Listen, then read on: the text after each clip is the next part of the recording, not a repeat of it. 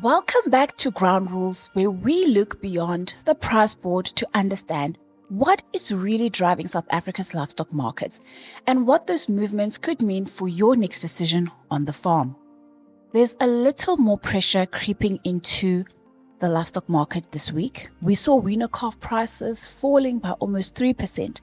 However, pork prices are finally beginning to stabilize, but maize prices are turning upwards, and that could put feed margins back under pressure.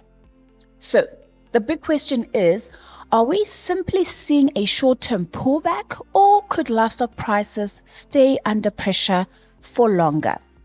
Let's get into this week's numbers, and more importantly, what these numbers could be telling us about the months ahead.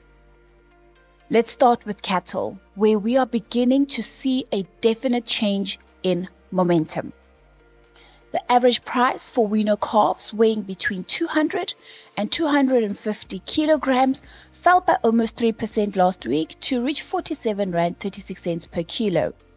And there are a few reasons behind that decline. We've got weaker slaughter prices, we've got increased supply, as well as softer demand.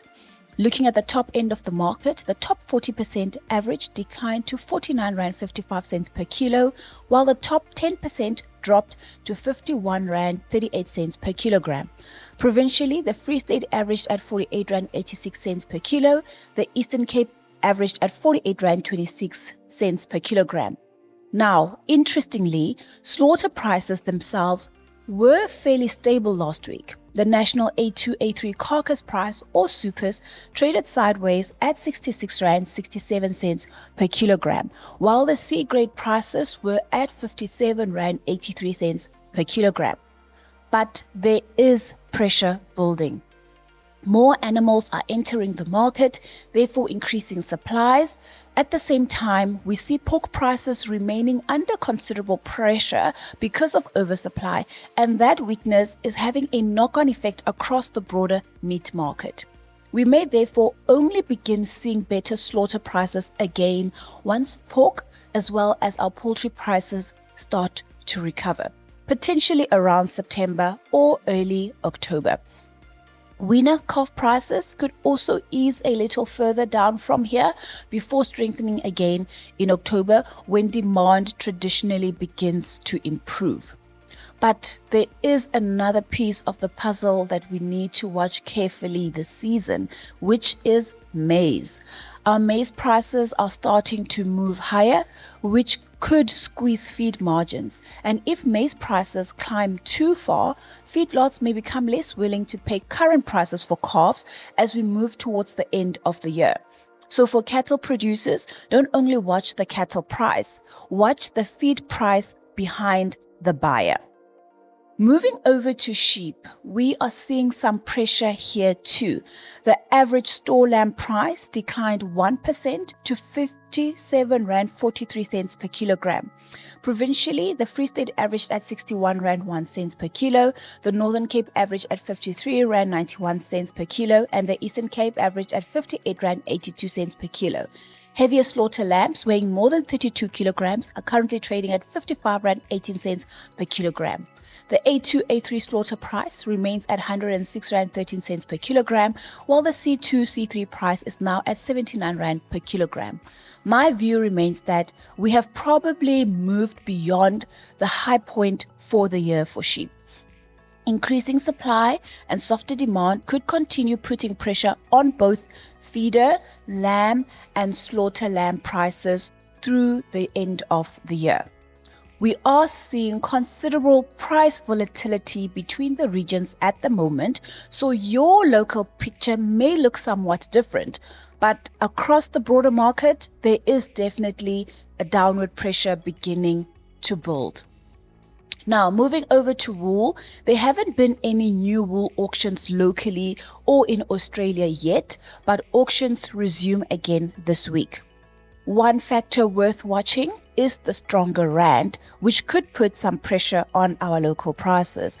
We will look at the latest auction results in next week's Ground Rules update and see exactly how the market then has responded. Looking over at goats. Goats had a much stronger week across most categories. We saw large goat prices increasing to 53 Rand 96 cents per kilogram, small goats strengthened to 70 Rand 1 cents per kilo, while medium goats increased to 60 Rand 67 cents per kilogram. The exception was the goat ewes, where prices declined to 57 Rand 12 cents per kilogram. Now, here is where seasonality becomes important.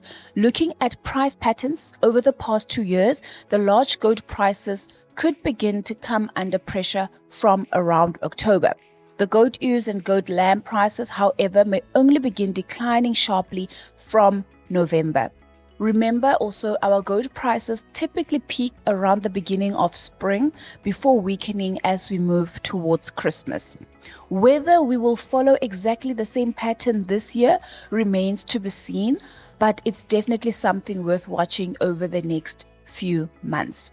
Moving over to poultry, our chicken prices declined again last week. The frozen ex-abattoir chicken prices fell another 2% to reach 31 Rand 59 cents per kilogram. Fresh chicken prices declined to 34 Rand 74 cents, while IQF prices fell to 31 Rand 43 cents per kilogram.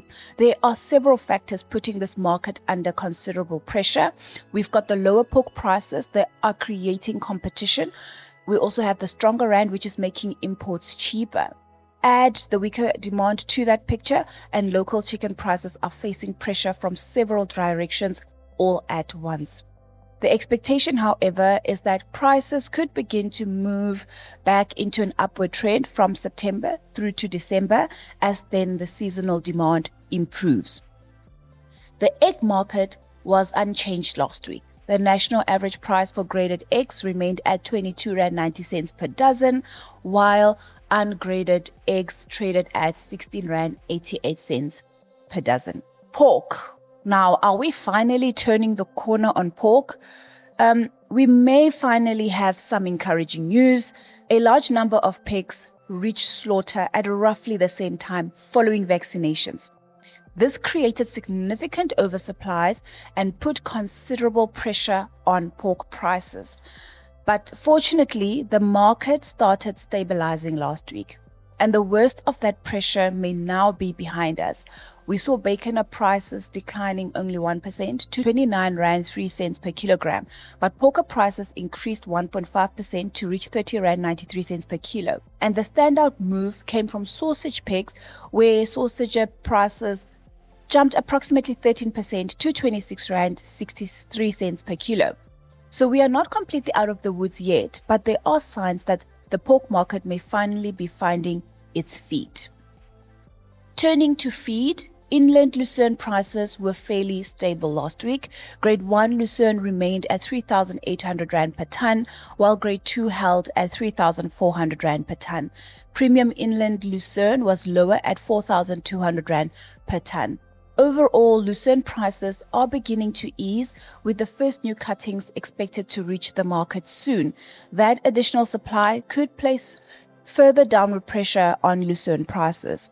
Chop traded at 3,000 Rand 50 per ton last week, and we are still seeing considerable resistance at that price level. But the significant increase in maize prices is helping to prevent chop prices from falling more sharply. So, what are this week's ground rules takeaway? For now, it looks like more pressure is beginning to creep into the market. Supply is increasing, demand is softer, and the stronger rand isn't helping prices either. But there's another variable that livestock producers need to keep firmly on the radar, and that is maize prices. If maize continues moving higher, feed margins could tighten further, and that matters enormously for demand for weaner calves and other animals destined for finishing. My view is therefore that livestock prices could remain under some pressure in the short term, but we may begin seeing better support around September and October as seasonal demand improves. Then, as we move towards the end of the year and early into next year, El Nino becomes increasingly more important. We need to watch what happens to grazing conditions and what that could mean for livestock supply, supplementary feeding, and producer marketing decisions. So, Please keep sending through the prices you are seeing in your own regions. Your local insights help to build much clearer picture of what is happening across the country. We are one market with two languages to create better informed farmers. If you are new on the channel, what you need to know is that AMT and Ground Rules have joined forces to take trusted agricultural market intelligence even further. Follow AMT for Afrikaans market updates and stick right here on Ground Rules for the English market updates, all powered by the same trusted AMT data and market insights. Thank you so much for joining us for yet another Ground Rules Livestock Market update. Until next time, you know how it goes. Stay informed, stay curious, and remember, the best farming decisions always start with solid ground rules.